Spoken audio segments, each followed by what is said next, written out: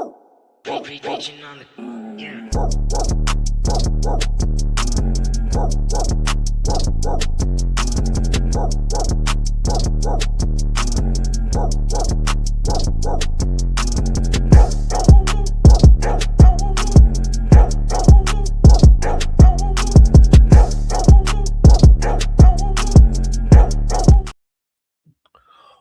What is good? What is going on, ladies and gentlemen? It's your boy RumboyzRobbie. Welcome to the one and only Rumboyz Fantasy Network. This is the Goal Line Goons, your Tuesday night waiver wire show and fantasy football talk. So excited to get into it. Make sure that you guys check out our sponsor, Shop GLD. Link down below in the description. Even if it may not get there underneath the tree, at least you can let them know, hey, I got you some GLD. You're gonna be shining, profiling, this season. All right, for the remainder of the NFL season. Also, shout out to our merch store. You see, I'm rocking the Rumboyz hoodie, dilly. So make sure you guys, hit me up if you want one of the Rumboyz customs, or if you need any of the stock, any of the stock shit that we got in the line. Head on over to the merch shop.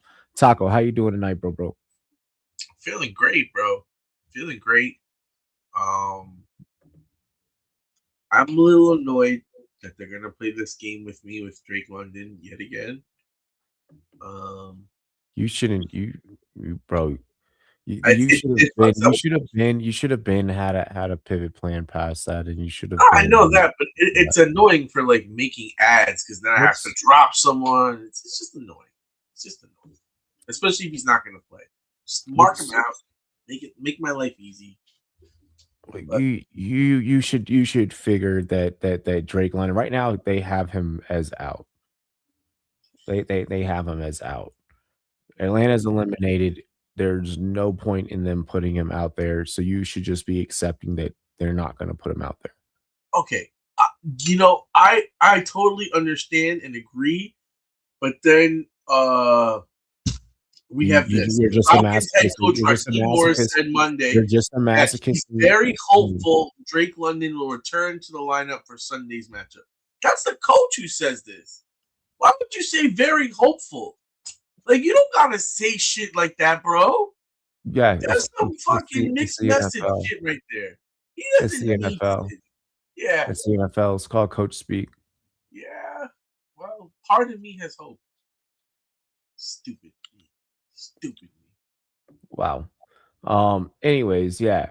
Hopefully you are not like Taco and still bitching 3 weeks straight about 4 weeks straight even about hopes that you should have already let go, especially when a team got eliminated from the playoffs. Well, I'm not eliminated from the playoffs. I'm not talking. I'm talking about a team. Yeah, like an actual like NFL team. Like, yeah. So yeah. With that being said and stated, let's dive right into tonight's show. We do have to start things off with injuries. First week of playoffs, it took a lot of key pieces. And if you were like me and you were on by in a league or 2 or 3 or 4, it was not you did not just have a peaceful bye. You probably may have dealt with a couple of these injuries. I, for one, dealt with this first one.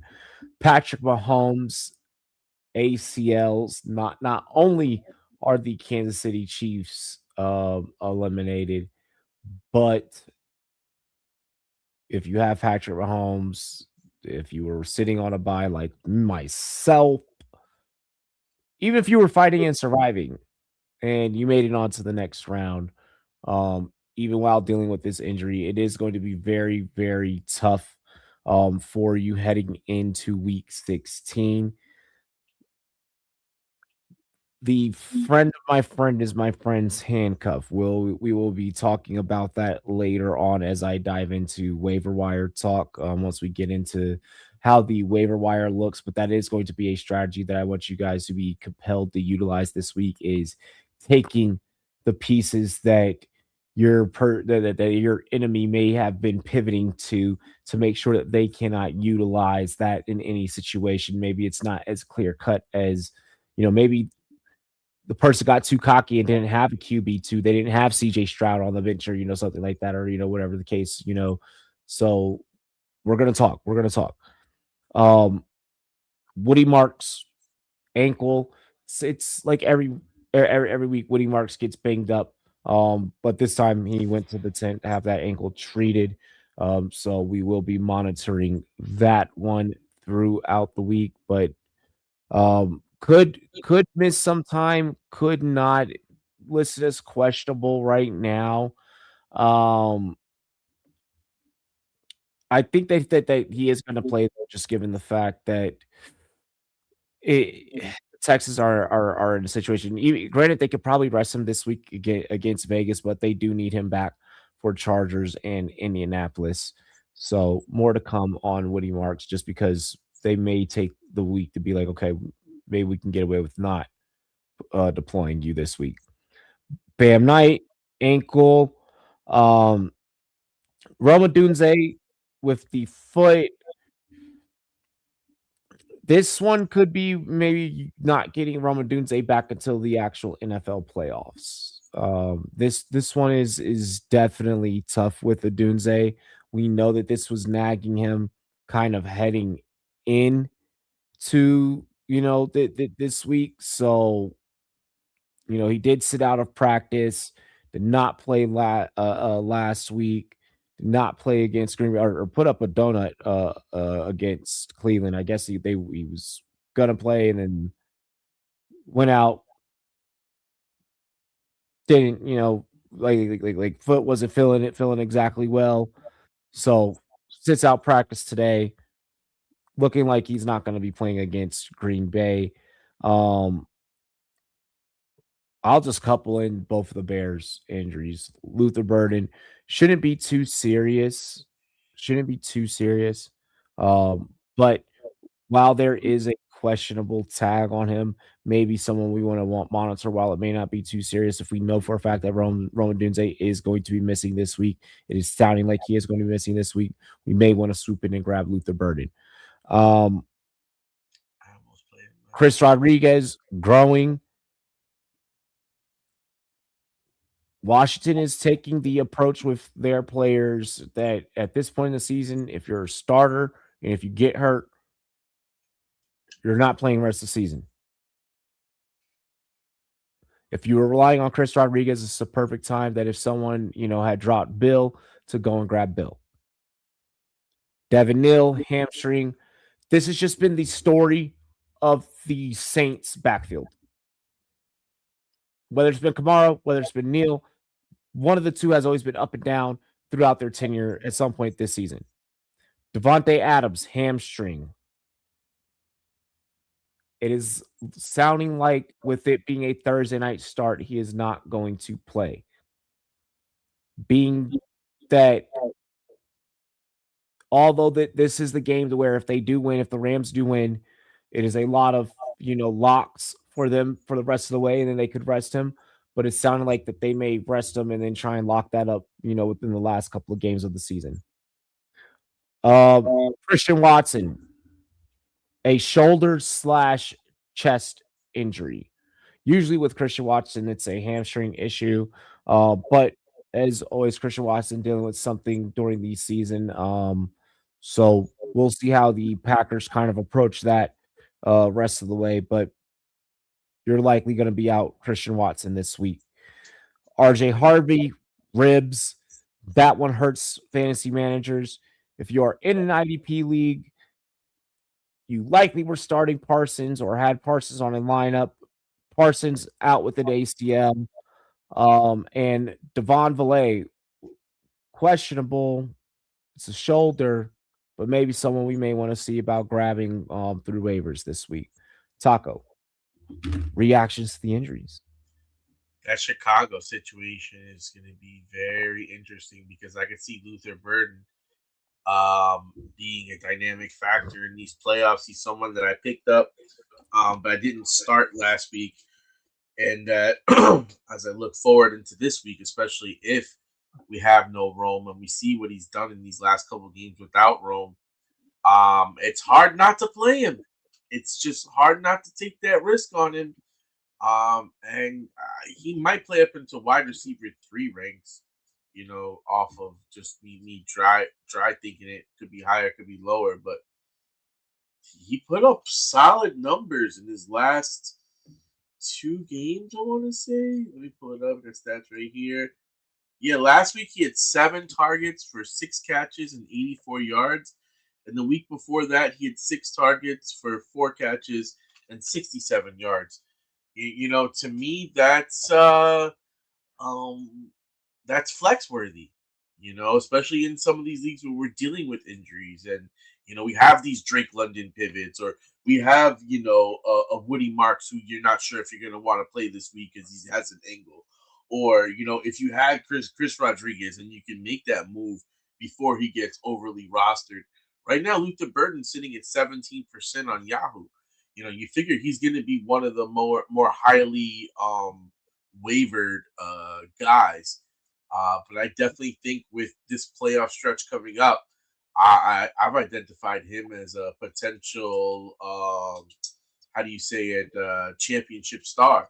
Like, he's one of those guys that comes on for 2 or 3 weeks, but when you need him the most, he's there to deliver. And, this guy who had talent that you guys have been harping about before we even got to this point where you guys thought that he would overtake DJ Moore. Now it's just a natural chance for him to kind of shine. I don't think anyone said that he would overtake DJ Moore. I think that it was Rome Odunze. Well, you know what I mean. The way it would have shaked out, Rome would have been 1. DJ Moore would have ended up playing more wide receiver 3, and he would have played up. But long story short, a lot of people have been hyping him, and I think that he's the one to watch right now. More to come on Luther Burden throughout the show, but just to kind of message 17% availability through week 15, and as we get ready for week 16. Gonna get into the waiver wire, starting with quarterbacks, but before I do, take a look at those injuries that I just mentioned, chat. Okay. Mahomes, Woody Marks, Bam Knight, Rome Odunze, Chris Rodriguez, Devin Neal, Devontae Adams, Christian Watson, RJ Harvey, Micah Parsons. I'm just throwing that out there for my IDP folks. Luther Burden, Devon Valet. Okay. Before I get into this list of waiver wire additions in my hand, take a look. Okay. First things first. I want to lead with this. If your roster has fat that can be trimmed, okay, which there is a possibility that you can, or even if you yourself have been inflicted by an injury and you could just move an IR spot and now you have an extra slot to go and get someone off of waivers. I just did it in the league just right now while recording. Okay. Look at what your enemies out there need and feel free to utilize this as an opportunity to block off your enemies from what they need. If you know that, someone lost Mahomes and best available out there, it doesn't have to be the most prettiest, name at quarterback. Let's say best available out there in your league, because you guys have, depending on how your benches are, Bryce Young's still out there and he's best available. Whatever the best available is, utilize it so they cannot go and utilize best available player against you. And now we'll go ahead and proceed to get into the list now that I just led with, kind of the strategy as we go through some of this. All right. obviously it's late in the season. We're going to be scraping the barrel. But if you see some, bigger names out there in your leagues, feel free to get those and block people off from those. All right. We start with Marcus Mariota, 18% available in leagues. I know that last week's performance was against the Giants. But look, if he's available, if someone is in a tough predicament out there, I absolutely have no problems throwing out Mariota. Philadelphia's defense has been okay this season. It's been keeping Philadelphia in games. This one I really liked. We talked about his rushing upside last week, Tyler Shock. Taco was pretty high on Tyler Shock last week. This one is the prevent the person that lost Patrick Mahomes from being able to make their direct pivot into Gardner Minshew. Okay. There is still Travis Kelce. There is still Rashee Rice. Those guys are still going to be wanting their bonuses. Those guys are still playing for checks. They're still going to want their incentives. So maybe Minshew Mania can do enough to get them their incentives. They still want to go out there and still compete as a team. Kansas City is not the type of team to be like, oh, we're eliminated. Doesn't matter anymore. That's not their style. That's not Andy Reid's style. Andy Reid is still thinking about his win percentage and his win record. So, Minshew Mania could definitely be a thing. 9, JJ McCarthy. JJ is coming along. He's looking a little bit decent, believe it or not. You put up 39.5 last week, after 26.2 the previous week, although those were against, Washington and Dallas. This is against New York. No offense. Sorry, Taco. Yeah, New York defensively not great. Although Justin Jefferson is no longer startable in fantasy at this damn point of the season, 9 might be able to go out there and do something for you if you're in a pickle. Although some people have the rule if you never bench your stars. So, what was that? I said some people have the rule that you never bench your stars. So, as much as we want to say that, and this is the hardest part of having a guy like this on your roster. What stars are you benching for McCarthy? JJ McCarthy could have one of those games versus the Giants where Justin Jefferson gets 140 in a tutty. That is in the realm of possibility here. And I think that's the hardest part for a JJ owner or roster, and you made it this far. Is like, I made it this far without JJ. And any given Sunday, this brother is one of the best in the league. You're hard pressed to find a better option that you really believe in over JJ. This man has had 8.8, 2.4, 3.1, 4.2. I haven't started JJ since the Seattle game. That was because of quarterback play. Okay. Now you're telling me the quarterback is looking a little bit better. Does that not give him breadth of opportunity? No. It's not like he became bad. This is the fucking champion, bro. Yeah. You're not. This is in the fucking playoffs. I'm not putting someone that has been fucking cold since week 12 out there. Anyways, back to the fucking waiver wire at hand. This is not a Justin Jefferson conversation. But until that point, no, you're not starting fucking Justin Jefferson. Goddamn week 16. Back to the quarterbacks. Last one on the list of quarterbacks, Bryce Young. He is rostered in 17% of leagues, and the Carolina Panthers find themselves still fighting, still in the playoff hunt. Bryce Young is QB 20. Uh, I get that last week against New Orleans, it was 24.2. Coming off of the bye, maybe just a little bit of bye week rust there. He is going to have to step it up over these last couple of weeks. So, I mean, maybe just having to put pedal to the metal. He could go out there, maybe, get you a 27 or so point game.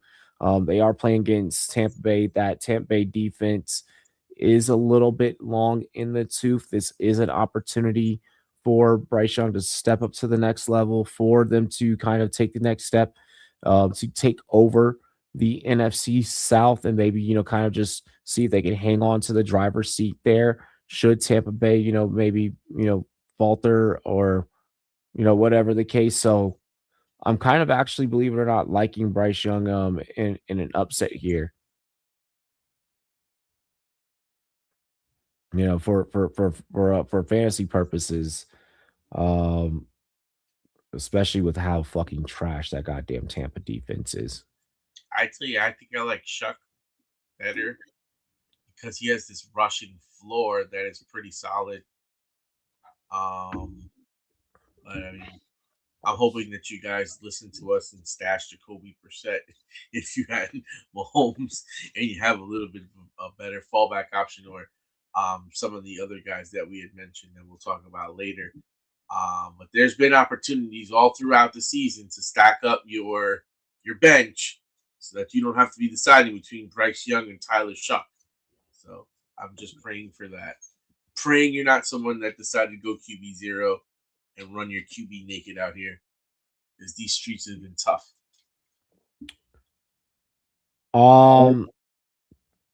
Getting into the running backs, I'm just going to keep mentioning him. Blake Corum, available in 35% of leagues. It is appearing that a lot of people are, catching the memo and catching on. This could be a situation with Corum specifically where he is going to very well be a league winner down the stretch here.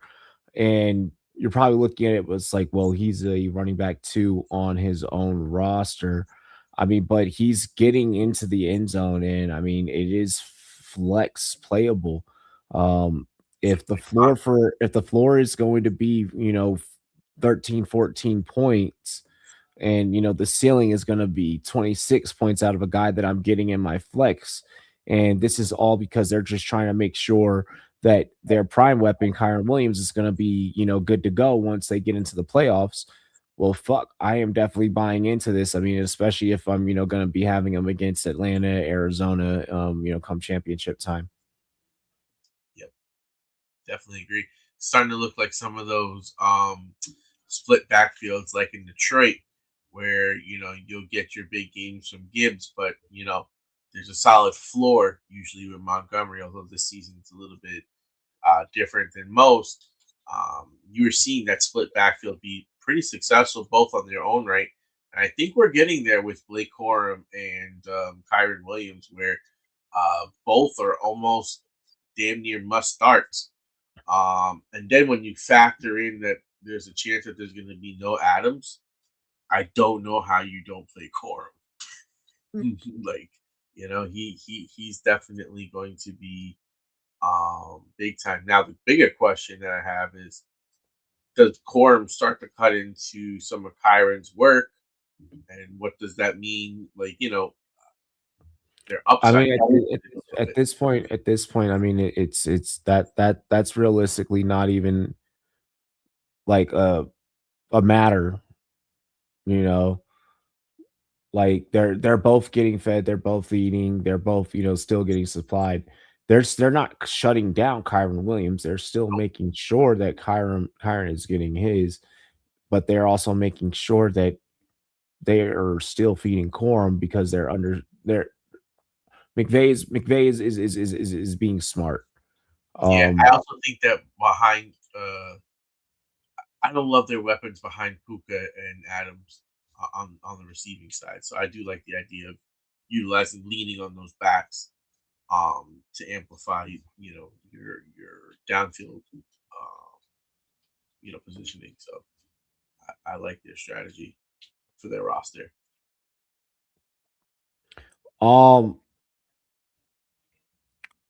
Michael Carter, 8%, 8% available.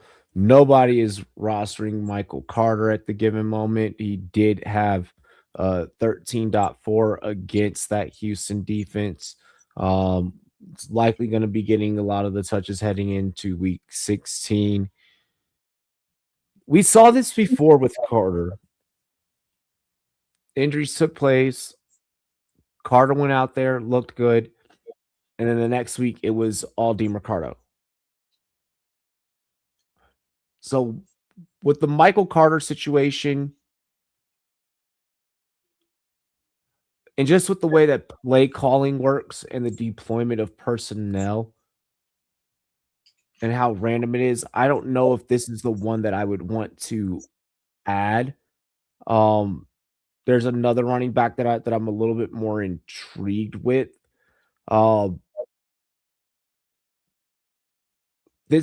The Michael Carter situation has burned me before because I've seen this situation play out this season before. Me personally haven't been burned by it, but I've seen fantasy managers get burned by the Michael Carter scenario. I mean, it's happened actually to be technical, it's happened 3 different times this year. Yeah, but I do think that we've had the coach has been pretty solid on his speak and through practice and through everything. We've kind of had a generally good idea of kind of the inkling. And Bam Knight was the guy that was taking, seemingly the job. I don't trust the playbook. I don't trust the situation. I don't trust anything about it. That volume, though, considering all the guys that are out, is going to be hard. And DeMarcado hasn't really been getting many touches. We'll talk about it later, but there's so much wrong with Arizona to where it even begs the question where it's like, is even Kyler even the fucking issue, or was he even the issue? I mean, obviously, he has his own issues, within itself, but I mean, the play calling and just the day and night of what it is of when certain personnel are in and out, and I'm not fucking with it. The one that I am interested in on this list, that is Jawar Jordan. Ain't nobody rostering Jawar Jordan right now. That's because you're probably like, who the fuck? All right, out of Louisville. All right, what the fuck? Out of Louisville. All right. Following the Woody Marks injury, man's rushed for 101. Okay. He was 2 for 2 receiving, had 17 yards receiving. End the day with 13.8. All right. I'm interested to see what this kid could do against Arizona. Like I'm highly interested to see what this kid could do I'm sorry, not against Arizona, up against Vegas. Why did I just say that? I blinked. He had 13.8 up against Arizona. I want to see what he can do up against the Raiders. Yep, he is age 26. He is a little bit older. 6th round out of the 2024 draft out of Arizona. I like it. I like it. I want to. This one I like for the story, but I mean, seeing the kid go for 101, that entices me. That entices me given the matchup there. I mean, and we know the Texans love to run the football, so I think that's a little bit better situation for you than trying to go out there and deploy Michael Carter in an offense that really just honestly loves to pass the ball more so. Yeah. The problem with that is that there's a chance that Woody Marks is going to play this week, which fucks up the calculus. Woody, if Woody play, if Woody plays, then obviously that makes things different. But I mean, again, this is also a situation I'd want to be ready for just because, like I said at the beginning of the show, it always seems like Woody is going off the field or going to, this last week he actually got administered to the tank. So that's what makes this one a little bit more interesting where you want to be prepared for. I mean, especially even if you are the Woody Marks manager, you should be trying to maybe find room to see if you can slide Jordan in on the roster just in case shit happens. And then to round out the running backs, Bill Krosky Merritt, he's 44% rostered in leagues. I dropped this man forever ago. And now here we are in a situation where you're now likely needing him because Washington is predicating a lot of its playbook on the run here towards the tail end of the season. My belief is to keep the receivers, that are healthy for next season because, Washington is seemingly shutting down shop to get ready for next season, which means the running backs are going to get turned. From what I am hearing from a lot of the local, Washington blog spots, is this is a time where they're going to try and ramp up Bill to see what they can have in Bill for next year, or if they try and go and get a running back, possibly maybe in free agency or in the draft or something or the other. So Bill on a couple of prove it games might be able to go out there and maybe regain the talk of the town for you, and then also maybe even be one of those silent killers to get you towards championship. Getting into the wide receivers, anything you have for the running backs outside of Corum? No, I think we went pretty good with Carter. I think that's kind of the guy that I would be looking for. Jalen Coker. What's that? What are you saying? Nothing. To start off with the wide receivers, Jalen Coker. We had a feeling that he was going to be the security blanket in this offense, and it's kind of coming to fruition that he is going to be that. From week 11 on, it's been double-digit weeks. 11, week 12, he had a dip back down to 6.2, 7.4, hit the bye, then had 14 last week against New Orleans. I think that same situation that took place against New Orleans could take place against Tampa Bay. Kind of same recipe for divisional matchup, need the security blanket type of situation.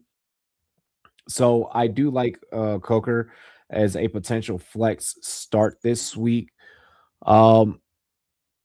This one is one hell of a freaking name to kind of throw out there, but the man hauled in 6 passes on Thursday Night Football for Kirk Cousins. 6 of 10, 78 yards in a come from behind victory. And that is no other than David Sills. All right. I had no idea that David Sills was even fucking still playing football, let alone he was on the Atlanta Falcons. Pretty much until he popped out and showed last week against Tampa. 13.8 on the night. Played 94% of the snaps. His snap share has been going up from 70% above since week 12 onward. So Stills, maybe Kirko's having a new little friend. I'm not too confident in starting the milk check in fantasy football. If I am going to start a wide receiver, there's going to be other ones. And I'm sorry, David Sills, just you may not be the guy, but he was getting freaky out there. I ain't gonna front. This is one that I just went ahead and picked up with Christian Watson being down. Jaden Reed to the moon at 42% roster or 42% availability. Um, the Packers just find ways to distribute the ball.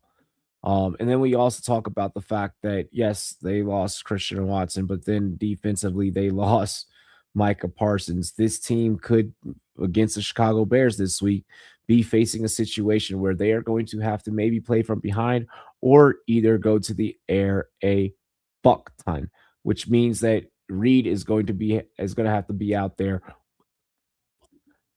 Way to let me know what the hell is going on.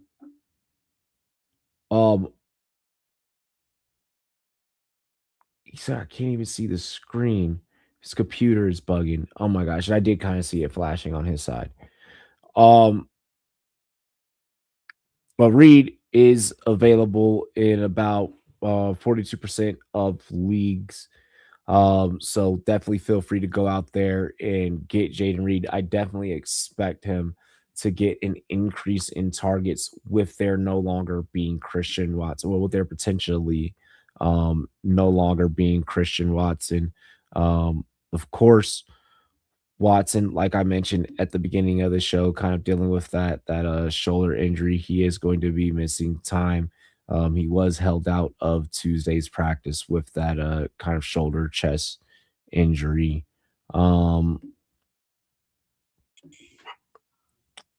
You're back. Awesome. Moving on from Jaden Reed, I mentioned him earlier. Taco mentioned him earlier. Luther Burden at 17% rostered.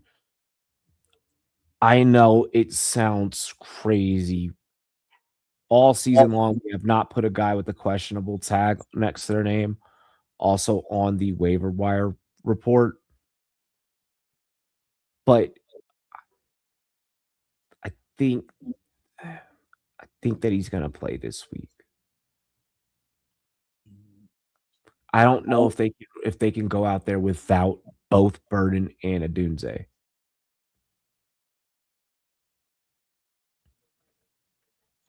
Like, yeah, if he could get back on the field by Thursday, Luther Burden, me scooping up Luther Burden, for me in the playoffs, I am more risk adverse than what I normally would. I'm also more so too prone towards who got me here. Okay, you got me here. I'm rocking with my guys. You know, you got me here for a reason. If it's not broke, don't fucking fix it. You know, I'm also one of those types. I don't mind if you subscribe to the thought process of avoiding Luther Burden for the sake of, and I'm not sure if I want to deal with the whole may play, may not play. You're already banged up. You could go out there, maybe play 2 quarters, and then fuck, I only got 7 fantasy points out of you type shit. So, which is more so the side that I lean on. But I understand the argument of if this motherfucker plays, they need him, especially against the Packers. He needs to go off. Look at Caleb's pass attempts. Look at the fact that the Bears defense does find weird ways to create turnovers. You know, a couple of extra opportunities for Caleb to get the ball to Luther Burden. I understand the thought process of the boom mentality. I don't know if that's what you want to die on that sword in week 16. That's my only issue with the Luther Burden thing. Thoughts on that? You know, sometimes when you're forced into situations and it ends up working out better than you could have ever imagined. And you know, for some of us guys, you know, depending on how injuries shake out, you might be in that position. There was a bunch of guys that recently got hurt, obviously of underperforming guys. You know, mother invention is a what is it? Necessity is the invention of, long story short, I'm probably gonna have to play this motherfucker because I'm gonna be screwed on Drake London. You know, and I had Ricky Pearsall, and I had Boudier, and I had all these other guys, and I'm sitting back, and I'm like, this motherfucker Luther Burden might be the one, just because in that offense, getting 10 targets. Like, what can he do with 10 targets? Like, you know what I mean? So far, he's trending good. And scared money don't make no money. And I'm trending on, like I said, a wide receiver 3. Luther Burden's highest targets. Luther Burden's highest targets in any game, it was 7, which was last week, which is just one more target than is the previous 2 games. So it doesn't seem to be like even with Odunze missing time and even having like not been a focal point, it does appear that still is not. It is a moderate target for Caleb, but it might just be moderate enough to get you a safe enough 11 to 14-ish points. That's what he had the last 2 outings, to maybe just be enough to get you over the hump. And I think that's the expectations we should be setting ourselves up with Luther Burden. Even in the 2 games before that, versus Philadelphia, 6 targets, 4 receptions, 33 yards. Then he had 5 targets for 3 catches and 46 yards. He had 9. He slowly worked his way into this offense where it was a gradual buildup. It's not like he just came from like cold turkey to like, oh, now he's like something. He was slowly building up the trust. And when you have Rome and when you have DJ Moore there's a pecking order to it. So you're not going to get the opportunities. There wasn't Rome during those times like this foot thing has been going on for a hot minute. You're right, but now he's not on the field for snaps. Before he was, and that changes the dynamic for Luther. Based off the data, it's like, bro, you were that was against Cleveland. You went 7 for 6 and still only put up 14.4. If anybody else getting 7 for 6, most of them are gonna really turn up. Like it's giving touchdown dependency for like you know what I mean? Like I said, like we've only had 1 boom game all year, which was week 3 against Dallas. 14 you can consider a boom game. Exactly. Like I'm not getting week 3 numbers against Green Bay's defense, even without Micah Parsons. So that's what I'm saying. Temper your expectations heading into it, chat. Understand that the last 2 games may be more representative, especially last week with Odunze not being on the field, maybe more representative of what you're getting there. I'd almost maybe prefer like a Jaden Reed in a Matt LaFleur system with Christian Watson out than a Luther Burden with Rome Odunze out. I think that the data is kind of showing that there. And then finally for the wide receivers, Devon Belay, 14%. He's been kind of making some noise down there in New Orleans. It's not that I hate it, but it's also not that I love it. This is kind of the similar situation with the injuries week to week. A lot of the playability I feel like comes on that ability to return kicks. New Orleans is playing the Jets. So like I don't mind throwing Valet out there against the Jets, but I wouldn't probably like be hyped to do it. Anything left for the wide receivers that you want to add?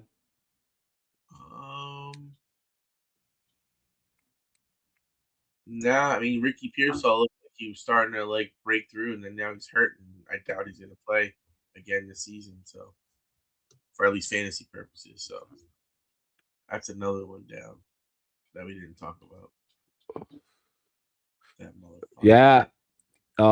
He's dealing with the knee. Status definitely in doubt. Gonna be interesting to see what kind of happens And he had there. his best game since he came back from his injury, which really sucks. Getting into the tight ends, Isaiah Likely, 8%. He wasn't very likely. Wasn't very likely this last week, yeah. Um, Mark Andrews turned up is why.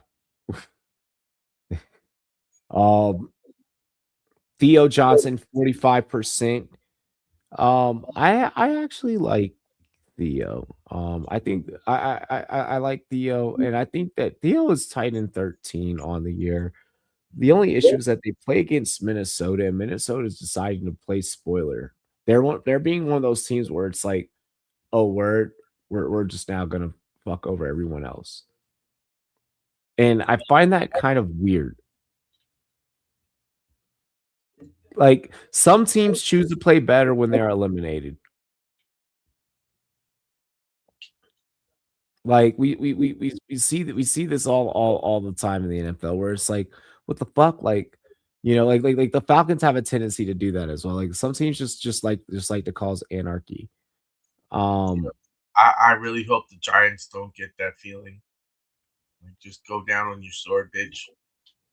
but the ball does have to go somewhere. Although the Giants appear to be releasing their two back monster with Tracy and Singletary down the stretch. I still think that they are gonna, for the times they are gonna have to pass the ball. You still want to try and keep Wandell in some type of good health heading into next year. So I think that they really try and utilize Theo Johnson whenever need be. Well, Waddell's a free agent, so yeah, I don't ever know. Especially with It's new true. probably GM coming in, that boy could be out of a job because I think a lot of his stats are empty. Like they don't have the people on this roster, so he's like just getting like force fed and bulk fed. And at the end of the day, like, is he really like as good as he's gonna want to get paid? I think I'd rather just start over with a second rounder and keep it moving. Sign Hey, like a vet. I'm sure Wandell would not mind a change of scenery. Yeah, I'm sure for him too, it's probably better because he'll get paid because it's not like he's a bad receiver, but just for where the Giants are, I would hope that we'd be able to like get a solid wide receiver in the draft. You know what I mean? That would be like really nice. Word. Kobe Parkinson. Okay. Kobe Parkinson. This one is super interesting. I am underneath the belief that there will not be any Devontae Adams this week. Me too.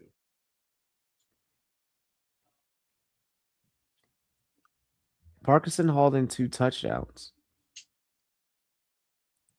last week. Parkinson tends to hog targets and become the 2 option whenever there is no Adams or there is no Nakua. He is a very he is kind of a sneaky play whenever one of those guys are out. If I'm needing a tight end this week, I'm digging that as a very sneaky play. Just kind of looking at,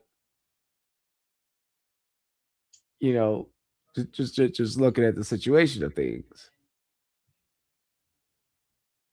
If we're all, stats are true and, yada, yada, yada, like, but any of them misses time or anytime any one of them goes out, that's who Stafford goes to.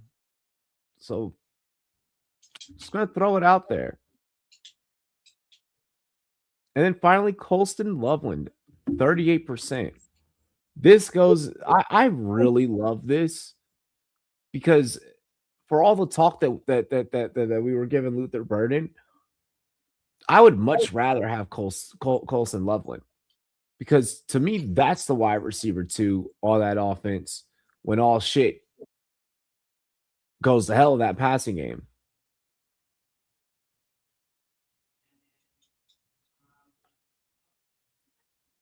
Granted, that was against Cleveland. So, I mean, he had the big game versus the Bengals too. Yes. Okay. Everyone gets off on the Bengals. This doesn't count. Doesn't count. He said, "Yeah, that big game against the Bengals too." He had a game versus Green Bay, although 4 catches for 29 yards and a touchdown is, a little touchdown dependent there. But Loveland has a very similar situation like Parkinson, to where because of the injuries, you now get elevated from tight end to receiver in this offensive scheme, in their respective offensive schemes. I mean, we'll see. It just depends because they might be playing everything so close that the wide receivers will get the opportunity, or they could through play action really feed the tight end. But from what we see here, in his last game he had 5 targets for 4 catches. Then he had 5 targets for 4 catches. Then he had 6 targets for 3 catches. 4 targets for 5 targets for 4 catches. 4 targets for 3 catches. 4 targets for 4 catches. I mean, he's never seen the volume of shares that. But Caleb is looking his way, right? But he's still not getting the same amount of targets. Right now, Burton hasn't had a touchdown yet in the last couple of games. And right now, with the way that the tight end is, hey, if you're needing one, just throwing it out there. If you're needing one, yeah, I would say very tight end. A guy that I think that I would rather get a tight end. Just want to make sure that he's not on your list. That boy, Darren Waller, fucking stupid numbers for some reason. Yeah, Waller has been going off. It just doesn't make sense sometimes when I look at it. I'm like, bro, you retired and you became a rapper. Like, but the problem with Waller, and the reason why like he's not on the list is just because like the consistency just is not. It's not. You can't. When you're predicated, when you're linked into it, it's just not great. I understand the matchup against Cincinnati, but I'm sorry, I can't. I mean, you said everyone eats versus Cincinnati. Yeah, Colton Loveland just went but not Tua Tagovailoa. Not anyone named Tua. Everyone but Tua eats. Well, we'll see if even Tua is going to play quarterback. They opened that door. Oh, fuck, please. Jimmy Zach Wilson, baby. It's the backup isn't Zach Wilson. Yeah, or no, it is Zach Wilson, but I think they would probably trot out Ewers. To be honest, they'd probably trot out Ewers. I mean, there's more upside with your boy. You got to figure out what you got. In all honesty, Miami's been through enough. They don't need to fucking. I mean, Zach Wilson was a number 2 pick, and we've seen those guys bounce around and come back. That's fucking awful. Things all NFL fans must accept. Week 15 edition. Travion Henderson has Offensive Rookie of the Year. Smashed on lock. Like, it's done. Like give it to the man. I'm not going to say anything yet. I need to see what he does these next 2 weeks. But my man really made a lot of the second half. He made a lot of the second half, I think it's going to be interesting to see how the voters treat that one, just because it is very hard. You have, Buku who had a great first half, and then it kind of died off, but then He Hendo, died off after 6 weeks. yeah, and then you had Hendo who really caught on and seemed to really become like an integral piece of this Patriots offense, but that can kind of rookie of the year can definitely be a toss up. I am not going to say secured. I think that we need to get a little bit, let that conversation emerge during those, wild. Who else would he be facing? I mean, that's the problem. I could see because of the late start for Hendo, I could see voters being like, well, that beginning for Mbuka, There's no way you could say that with how bad he's been over those last couple of weeks, because Hendo's performance over these last couple of weeks is better than what Mbuka was to start. Voters are fucking weird, bro. But in your opinion, in you and I, in you, bro, in my opinion, I'm saying that I don't have a fucking dog in the race. Like, I don't have a dog in the race. Like, for me, I say, yo, fucking let the voters fucking decide. Hendo could be a favorite. I understand. That's not an answer. Voter, I understand any voter that tries to make a case for it. It's very, I'll put it this way: Rookie of the Year is very similar to the Heisman argument this year, where it's like none of you really deserved it. It's like it's very similar to that. RJ Harvey, turned up this year. And he looked good. Tyler Warren was a damn good rookie tight end. Was an integral piece of that Colts offense for a vast majority of the year. Usually it goes to, I mean, like Dart was the main shining rookie quarterback this year. Tech was okay. Like, Tech, I think has a chance, but he needs to go off in these last couple of weeks. There's knocks on every single on every single rookie candidate. I feel like the only one that I don't really have a knock. I feel like the only one that I don't really have a knock on is Tyler Warren. I feel like Tech should be higher than what's his face, and Mbuka. I mean, I don't know. Like Mbuka also had to But the other thing is go back to, and had to start taking his back seat. Like, it's tough. The other guy didn't necessarily have to take a back seat because he was everything. So that's also tough. It's like I don't have anyone else to take coverage, because you could argue that Mbuka was his best when he had Mike Evans there to take the number one corner. You know what I mean? And take the main coverage, and you're just doing it off the secondaries. And that's why I think the cool thing that we have coming up is that there's 2 games between the Panthers and the Bucks that are left on the schedule, and you have 2 of the rookie receivers that are going to be in both these games, and they could very well determine who the offensive rookie of the year is in these kind of games, where you could put on, like you said, for the voters, a highlight performance that, wow, they won the division on his 7 catches for 150 yards and a touchdown or 2 touchdowns.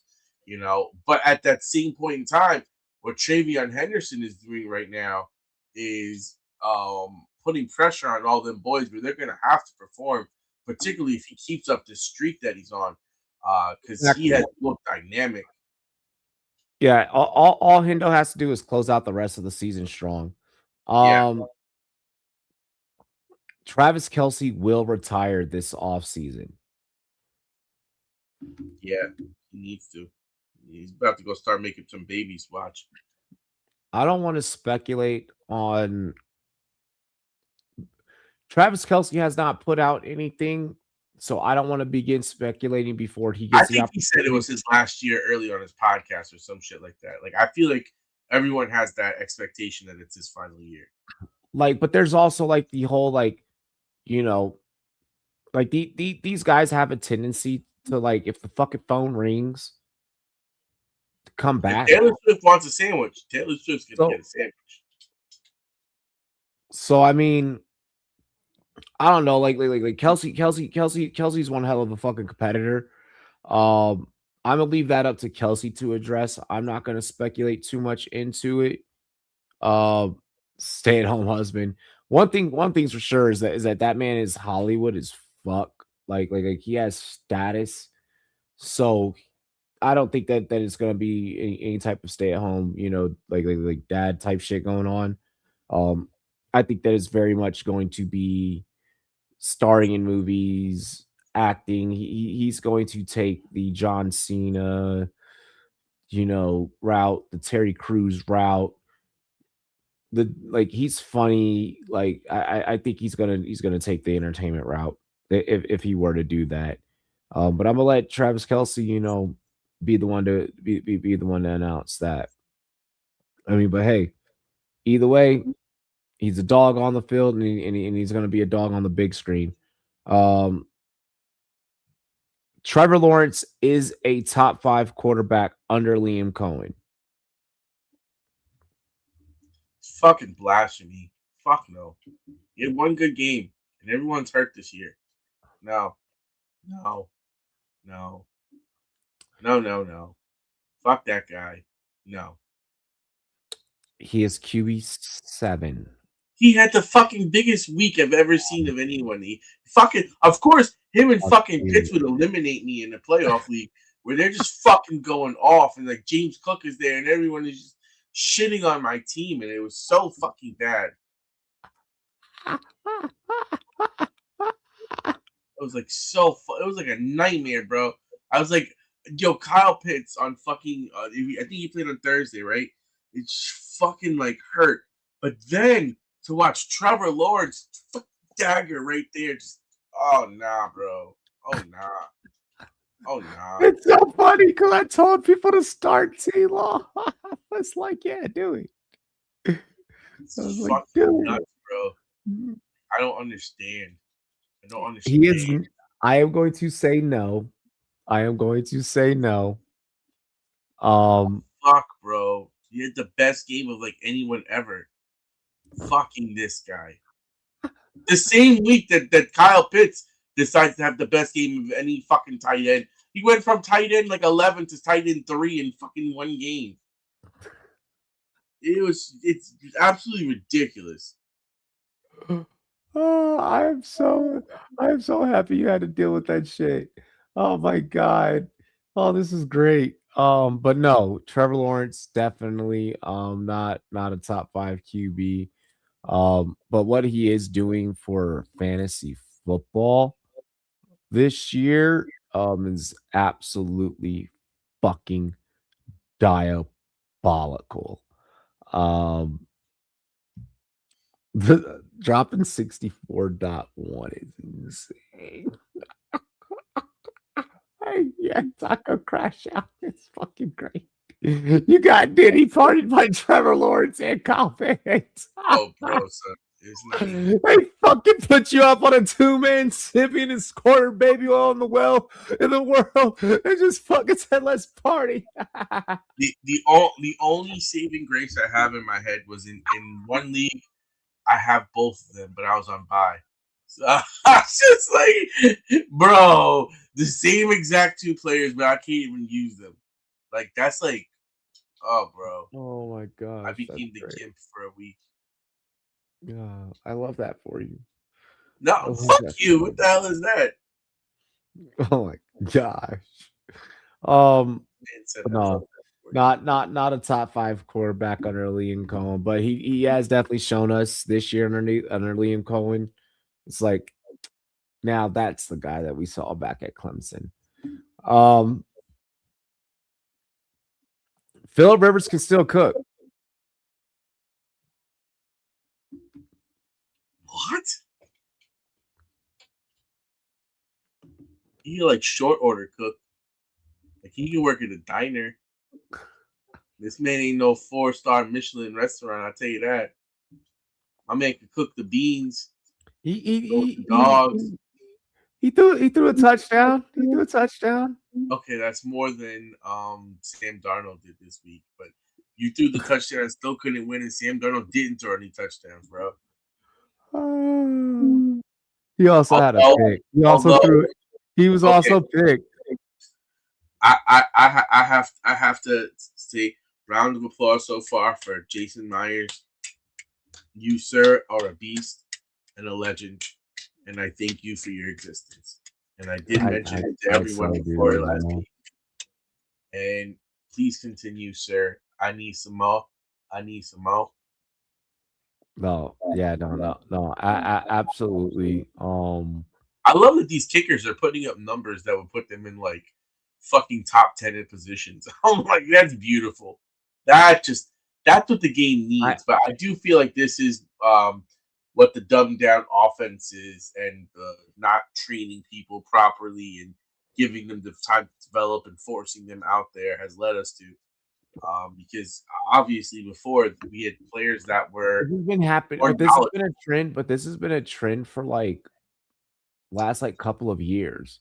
Yeah, but now we're seeing it really impact the offense. That's where the whole abolish kickers thing came into place. Like that whole fad came from, because it was like before they were like useless. It was like what the fuck? I'm either A, losing my league because of my kicker, or either B, my kicker or like kickers are like fucking up, putting up exorbitant amount of points. And it's like, what the fuck? Yeah, I like that. Kickers are good for fantasy football. People just need to fucking accept it. It's not just because you suck at fucking fantasy football. There is a element of gambling to it. Just because you fucking suck at gambling, don't get mad at how the structure of shit is. Let's be honest too. There's an element of skill involved with kickers. But you don't always want the kicker that's on the team that scores the touchdowns all the time. You want the guys that are struggle buses, where it's like, we can move the ball. There's different philosophies. In the end zone, I don't know about that. Philosophies. No, like absolutely. There's different philosophies. There's different everything. Like yada yada yada. But like, I mean, at the end of the fucking day, like, it's a part of the game. Fucking included in fantasy. When fantasy first started, we had kickers. Don't be going around fucking removing shit.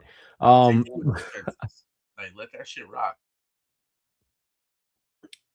The Texans are an AFC dark horse. Oh, I was talking about that on Run Boys After Dark. I fully am bought into the Texans. They're like, although I was higher on the Patriots, and after what Bills did, I don't know if to reassess and think that this might be the Bills' year. But I think that they're an absolute dark horse because 2 reasons. 1, that defense is absolutely ridiculous. And 2, CJ Stroud, like I said, is starting to get that magic back. It's like he wants that old thing back. And he saw, Davis Mills out there leading the team to a couple elite wins. And he's sitting there like, oh, fuck you, motherfucker. I'm coming back for my spot. And that he did. And I'm liking it. And I think that he has a lot of potential to lead that team into a very interesting place. Very interesting place. Especially with that defense that you have. No, I agree. They're definitely a dark horse. Defense wins championships. I'm gonna keep saying it until the playoffs kick off. That the AFC, the AFC has wicked nasty defenses. Once the playoffs kick off, that conference is I mean, obviously the principle of the playoffs is for teams and divisions and conferences to cannibalize each other, but the AFC is just it's so convoluted as to who can come out, and anyone that can come out, um, it's gonna they're definitely gonna represent well, and it's gonna be a defensive powerhouse for damn sure. From top to bottom, all nasty, but the Texans stand out for sure, for what they've been doing down the stretch, and then they're definitely strange, or they're definitely no strangers to this. They've been in this territory before. They're hitting while it's hot, like you mentioned. CJ Stroud hitting while it's hot. A 7 seed has won this thing and been to the dance before. It's this is the NFL. This isn't any other sport. So it's week to week, anyone's fucking game, any given goddamn Sunday. Yep. Taco, anything else that you want to add before we get out of here? The Knicks won, baby. Let's get it. It's our year. It is basketball season. It is basketball season.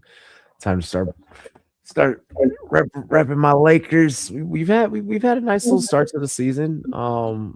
Bron is definitely thinking about retirement as he's standing courtside practicing his freaking golf swing at times. I think he just feels like baby got put in the corner. He wasn't ready for that because with AD, he was the fucking man. Yeah. Once you got rid of him for Luka said, "All right, old man, sit the fuck down. Let me show you how it's done." And then all the people in LA are like, "Oh my god, the Great White Hope is here." So LeBron is sitting there like, "Oh shit, man! I got Austin Reeves and Luka just balling. Listen, man, I'll be in the corner.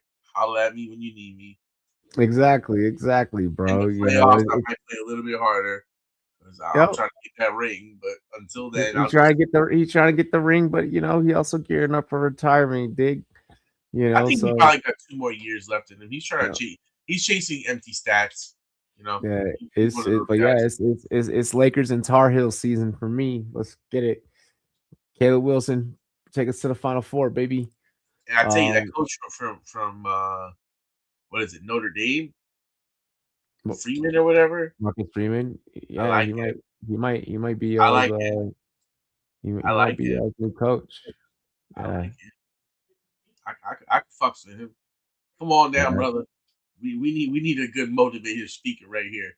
Go speak to Abdul Carter. Get that motherfucker going. They're saying that he's the favorite to. Bro, they just released a video of him talking that was like so fucking like when they were down 0-2 and he was speaking to the locker room, bro. I was sitting there like, damn, coach, I'm ready, coach. I don't get in the game, but I'm gonna work harder, coach. Okay, so it's moved right now. It's Chris Shula as the favorite to be the Giants' next coach. I don't know, man. I think Freeman has this je ne sais quoi that makes him very, very appealing. And I feel like he's a program builder, right? If you're in college and you're a head coach like that, you're a program builder. Like, I mean, I mean, but that New York media is a different fucking beast. I tell you, he looks like he can handle that New York media. Are you saying this because he's black? Yeah, I mean, my brother.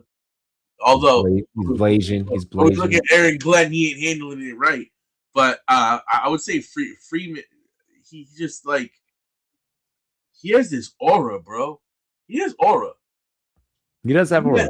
He does have aura. So, I think the way that he carried, it's like Jameis Winston style. Like, bro, what it is about you that you get people fucking fired up.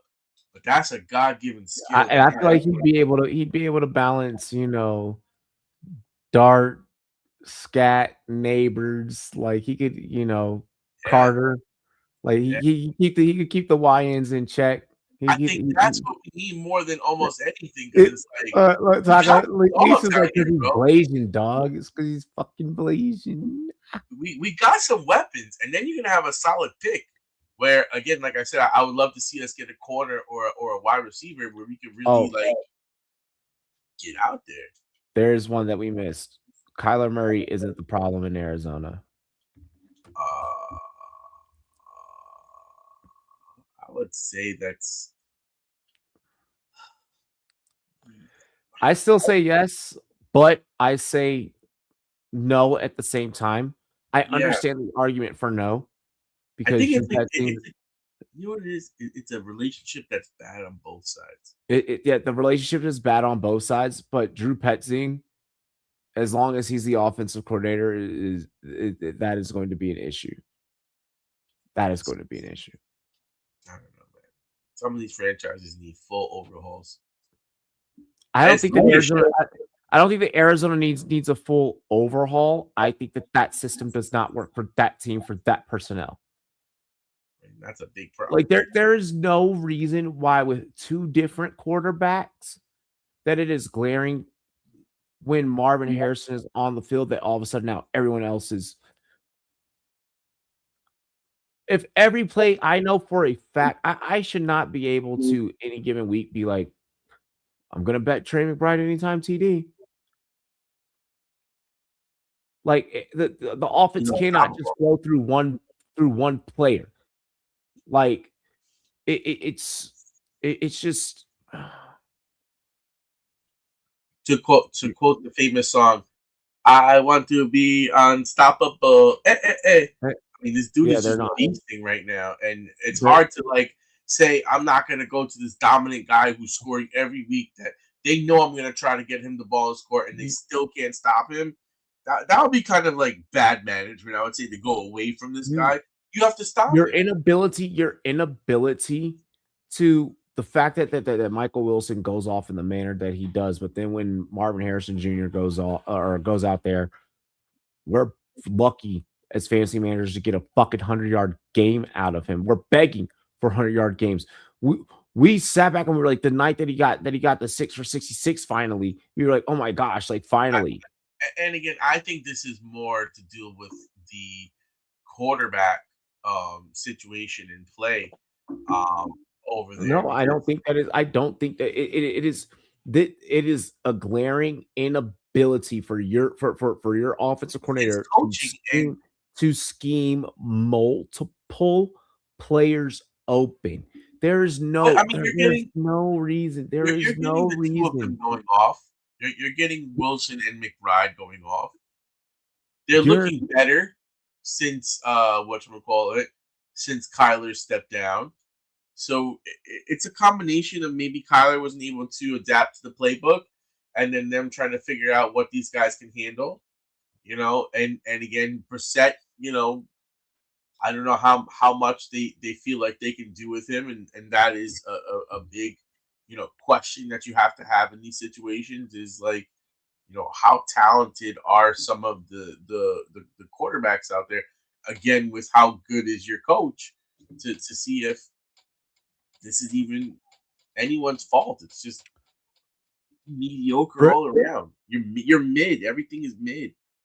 Yes. Like Brissett's issue is that he is the same issue that Kyler has, where it's like you are going to turn the ball over. The only difference is that Brissett, there's a chance that he might give you 300 yards. Yeah. Well, fuck, Kyler's giving me 300 yards before too, so it's like that ain't the fucking issue. And the defense isn't the best. It's not bad, but it's not great. So it's for me, like I said, when I look at this team on film, and then when I start getting into the stats, it is, and I couple the stats with the film, it is a glaring, oh my gosh, you are not able to get multiple players open at once type of issue. It is okay, on this play, we are getting McBride the ball. Okay, on this play, now it's Michael Wilson. It is very much predicated on we're going to a specific person. And if it does not work, well, then fuck. Yeah. But I think a lot of those skill position stats, when you look at them, it's like, holy fuck, that's padded. That offense also is not the same without James Conner. So let's also say that James Conner is a huge piece of this offense.